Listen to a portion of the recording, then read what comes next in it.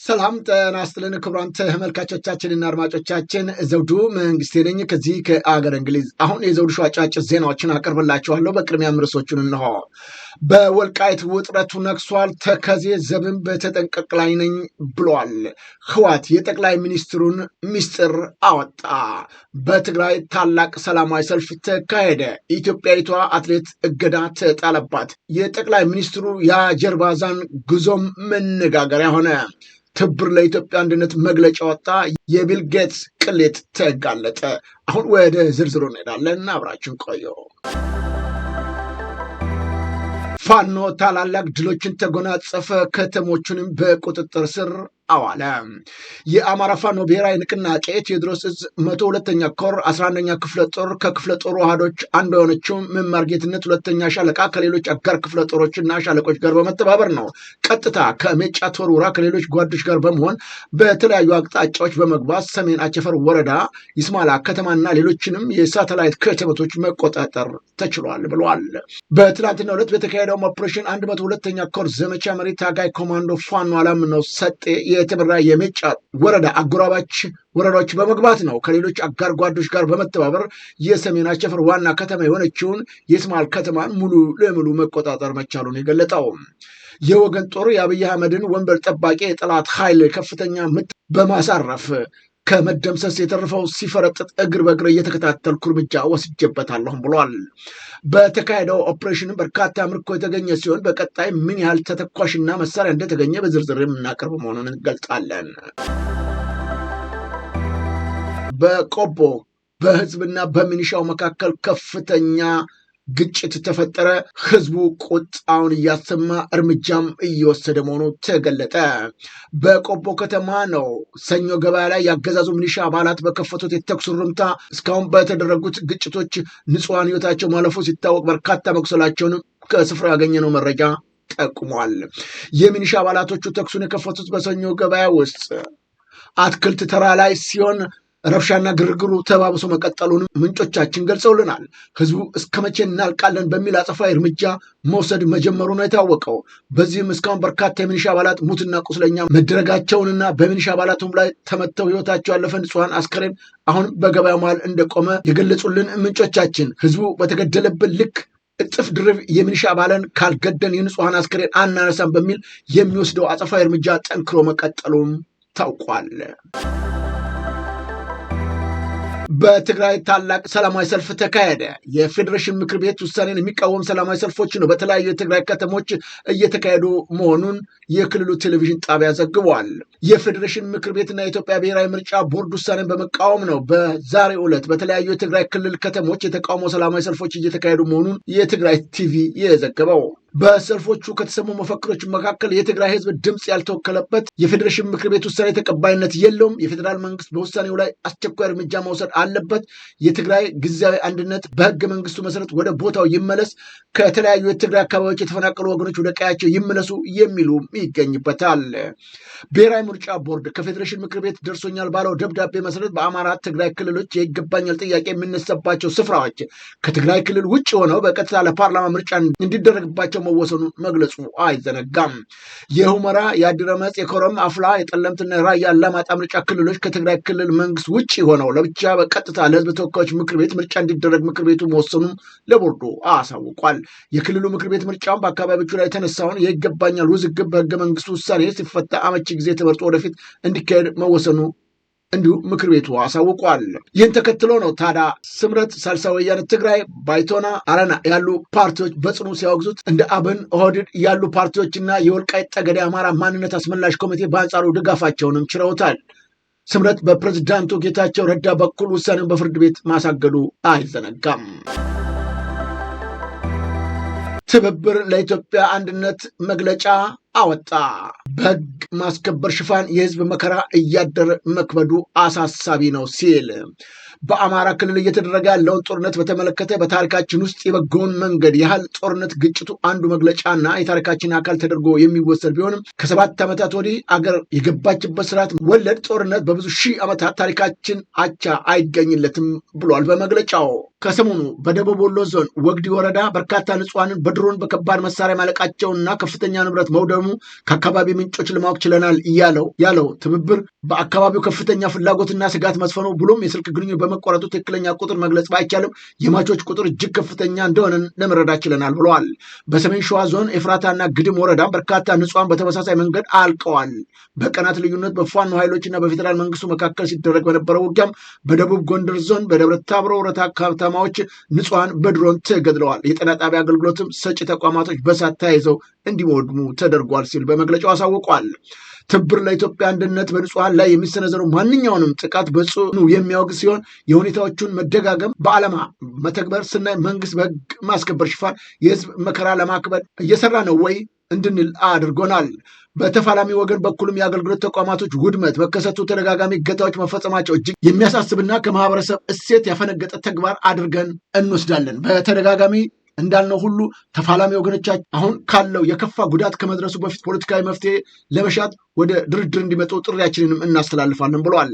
በደቡብ ኢትዮጵያ፣ ትግራይ ክልል፣ ቤኒሻንጉል ክልል፣ ኦሮሚያ ክልል ያሉትን ዝርዝር ጉዳዮች በዝርዝር ያሳወቀው መግለጫው በሚዲያዎችም ተደጋጋሚ መዘጋት ላይ ሲገልጽ የእርስ በርስ ጦርነት ምርጫን፣ አገራዊ ምክክርን በብልጣብልጥነት በጋራ አጃምሎ ለመሄድ እያሰበ ነው ያለው የብልጽግና መንግስት በአንጻራዊነት በገለልተኛ ዘገባና የህዝብ ድምፅ በመሆን የሚታወቁ ሚዲያዎችን እየዘጋ የጋዜጠኞችንም ፈቃድ እየነጠቀ ይገኛልም ሲል ገልጧል።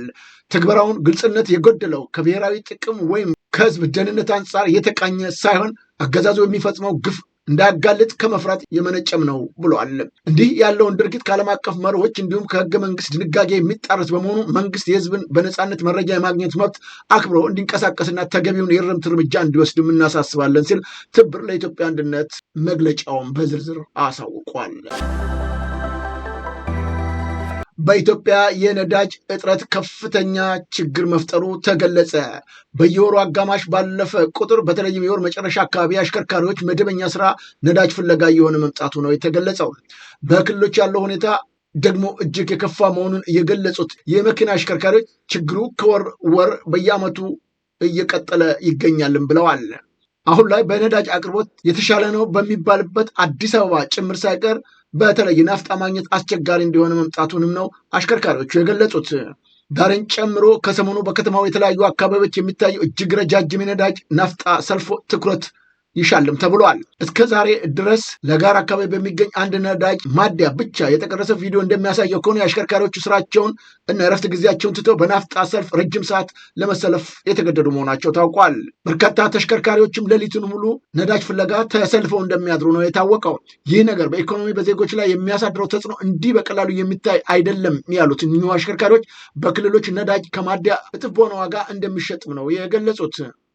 በኢትዮጵያ ነዳጅ ተገኝቷል እያለ የሚገልጸው የብልጽግና መንግስት እጅግ በሚያሳዝን ሁኔታ ከጊዜ ወደ ጊዜ በሀገሪቱ ያለውን ችግር እያባባሰ መፍትሄ አለማግኘቱ ህብረተሰቡ በተለያዩ ጉዳዮች ላይ እየተማረረ እንዳለም ነው የተገለጸው።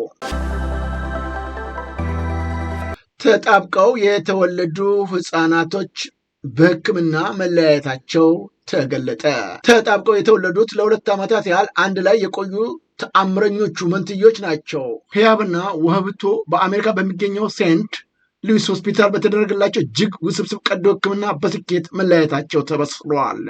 ታሪኩ የሚጀምረው መጋቢት 2016 ዓ.ም በአክሱም ቅድስት ማርያም ሆስፒታል ነው። ህያብና ውህብቶ ተጣብቀው ወደዚች ዓለም ሲቀላቀሉ ቤተሰቦቻቸው በደስታና በስጋት መካከል ነበሩ። ሆስፒታሉ ለ8 ወራት ያህል ልዩ እንክብካቤ ሲያደርግላቸው የቆየ ቢሆንም የቤተሰቦቻቸው ኢኮኖሚ አቅም ግን ለቀጣዩ ከባድ ሕክምና ፈታኝ ነበር። የመንትዮቹ ቤተሰቦችም በኢኮኖሚ አልደረጁም። በኋላም በመቀሌ የሚገኘው ሎላ የህፃናት ማሳደጊያ ማዕከል የህፃናቱን ሁኔታ ተረድቶ ኃላፊነቱን በመውሰድ ተጨማሪ የህክምና እድሎችን መፈለግ ጀመረ። ጥረቱን ፍሬ አስፍርቶ በአሜሪካ ነዋሪ የሆኑት ፕሮፌሰር ሙሉጌታ ባደረጉት ከፍተኛ እገዛ መጋቢት 1 2017 ዓ.ም ህፃናቱ ወደ አሜሪካ ሚዙሪ ግዛት አቀኑ። ባለፉት ወራት ህፃናቱ በሴንት ሉዊስ ሆስፒታል 4 ተከታታይ እና ከባድ የቀዶ ህክምና አሳልፈዋል። በመጨረሻ የካቲት 17 2018 ዓ.ም አምስተኛና ወሳኙን የቀዶ ህክምና ስራ ተከናወነላቸው። በዚህም ለ2 ዓመታት ተጣብቀው የነበሩት ህፃናት በሰላም መለያየታቸው ደስታን አብስረዋል። የህፃናቱ አባት አቶ ሙዓዝ አብርሃ ባስተላለፉ መልእክት ህክምናው ተሳክቶ ህያብና ወብቶ በመልካም የጤና ሁኔታ ላይ ይገኛሉ በማለትም ደስታቸውን ገልጸዋል። የጠቅላይ ሚኒስትሩ አዘርባጃን ጉዞ መነጋገሪያ ሆነ። ኢትዮጵያና አዘርባይጃን በመከላከያና በሌሎች ዘርፎች ዙሪያ የመግባቢያ ሰነዶች መፈራረማቸውም ታውቋል። ጠቅላይ ሚኒስትር አብይ አህመድ በአዘርባይጃን ባደረጉት የመጀመሪያ ይፋ የስራ ጉብኝት ከፕሬዚዳንት አሊየቭ ጋር ውጤታማ ውይይት አድርጌያለሁ ሲሉ ገልጠዋል። ጠቅላይ ሚኒስትሩ ለተደረገላቸው የክብር አቀባበል አመስግነው ባለፉት ጥቂት ዓመታት በአቪዬሽን ዘርፍ፣ በኢንዱስትሪ ፓርኮች እና በነፃ የንግድ ቀጠናዎች በኢትዮጵያ ኢንቨስትመንት ሆልዲንግ እና በአዘርባይጃን አቻቸው መካከል በተደረጉ የኢኮኖሚ ትብብሮች ላይ መመስረት አጋርነታቸው በየጊዜው እያደገ መጥቷል ነው ያሉት። እነዚህ ትብብር ዘርፎች ለሁለትዮሽ ግንኙነት መጠንከር መሰረት የጣሉ ናቸውም ተብሏል። ዛሬ ባደረግነው ጥልቅ ውይይትም ግንኙነትና ትብብራችን ይበልጥ ለማጠናከር ወደ ላቀ ደረጃ ለማሳደግ ተስማምተናል ሲሉም ነው ጠቅላይ ሚኒስትሩ የገለጹት። ዛሬ በመከላከያና በሌሎች ዘርፎች ዙሪያ የመግባቢያ ሰነዶች ተፈራርመናል ያሉት ጠቅላይ ሚኒስትሩ ወደፊትም ጠንካራ ስራዎች እንሰራለን ሲሉ ገልጠዋል። ጠቅላይ ሚኒስትሩ ይህንን ይበሉ እንጂ በአንዳንድ ዲፕሎማቶች እና እንደዚሁም የኢትዮጵያ ፖለቲከኞች ግን ጉዳዩ መነጋገሪያ ነው። አዘርባይጃን በዓለም አቀፍ ደረጃ እቀባ የተጣለባትን ሀገር ጠቅላይ ሚኒስትር አብይ አህመድ ህዝቡንና ወገኑን ለማስጨረስ ሲል ከዚህ ህገወጥ ሀገር ጋር የመሳሪያ ግዢ በመፈጸም ከፍተኛ ጉዳት በሀገሪቱ ላይ ማድረሱን እየገለጹ ነው የሚገኙት። አሁንም የሄዱበት ጉዳይ በተለይም በዚሁ በሰሜኑ የሀገራችን ግዛት ለሚደረገው ጦርነት ተጨማሪ የጦር መሳሪያ ለመግዛት እንጂ ሀገሪቱን ለሚጠቅሙ ጉዳዮች አይደለም በሚል ነው የጠቅላይ ሚኒስትሩ ጉዞ የወንጀል ተግባር የሚያካሂዱበት ጉዞ የተባለው።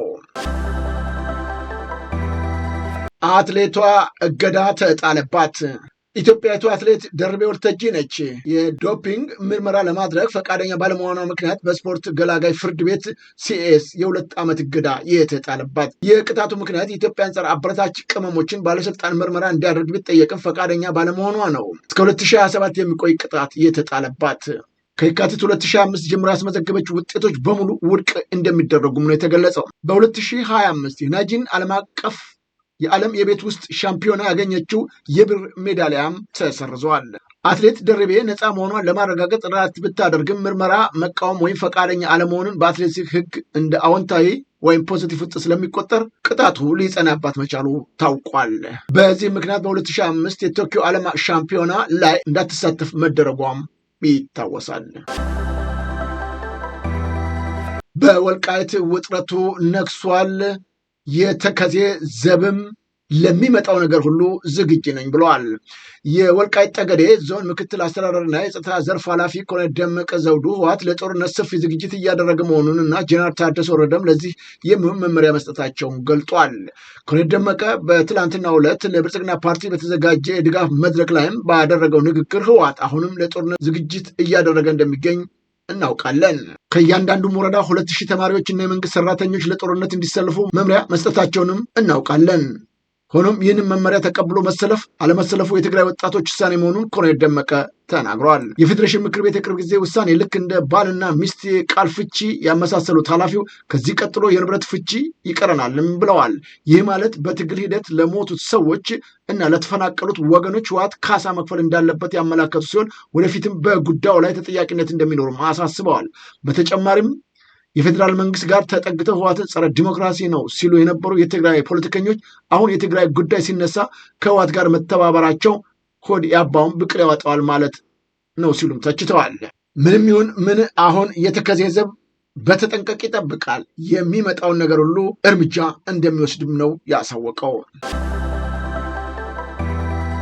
ህወሓት የጠቅላይ ሚኒስትሩን ምስጢር አወጣ። ፋኖን ለማጥፋት በይፋ ተጋብዘናል ግን አልተቀበልነውም ሲሉ ነው የህወሓት ምክትል ሊቀመንበር የገለጹት።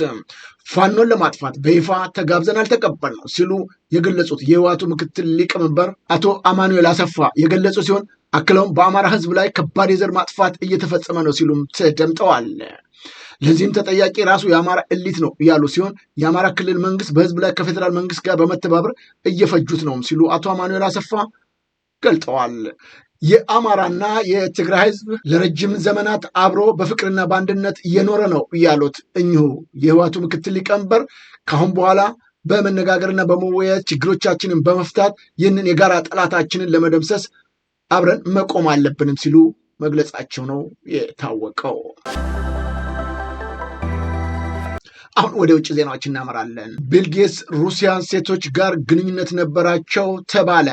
ቢል ጌትስ ከሜሊንዳ ፍራንች ጌትስ ጋር በትዳር በነበሩበት ወቅት ነው ከሁለት ሩሲያን ሴቶች ጋር የፍቅር ግንኙነት እንደነበራቸው የተጋለጠው። ከሴቶች መካከል አንዷ በትምህርት ላይ ያለች በጆፍሪ የገንዘብ ድጋፍ ይደረግላት እንደነበረም ታውቋል ብለዋል። ቢል ጌትስ ግን ከኤፕትራስ ወንጀሎች ወይም ከሰለባዎች ጋር ምንም አይነት ግንኙነት የለኝም ሲሉ ነው የተናገሩት። እሳቸው ኤፕትራስ ዙሪያ ከነበሩት ሰለባዎች ወይም ሴቶች ጋር ምንም አይነት ጊዜ አላሳለፍኩም ሲሉ አብራርተዋል። የ70 ዓመቱ ቢል ጌትስ አሁን በጌትስ ፋውንዴሽን ሰራተኞች ዘንድ ላለፉት ስህተቶች ይቅርታ የጠየቁ ሲሆን ከሟች ወንጀሎች ጋር ግንኙነት እንደሌላቸውን በድጋሜ ገልጸዋል። በተለይ ከሜሊንዳ ጋር በትዳር እያሉ ከሁለት ሩሲያን ሴቶች ጋር ግንኙነት እንደነበራቸው በግልጽም አምነዋል። በእርግጥ የፍቅር ግንኙነት ነበረኝ።